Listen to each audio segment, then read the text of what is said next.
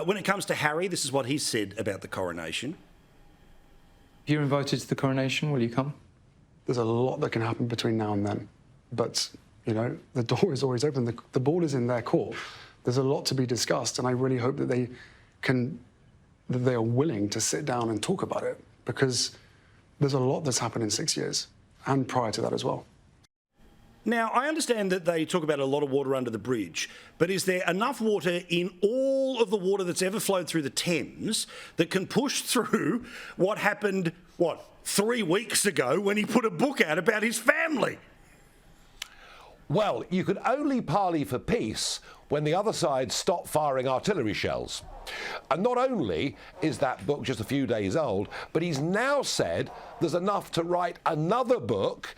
And we know that Meghan's book is coming out soon. You cannot sue for peace with somebody who's still fighting you hard and firing their guns at you. It is nonsense. It's for the birds. It's once again him painting himself out to be the victim with a family that won't talk to him.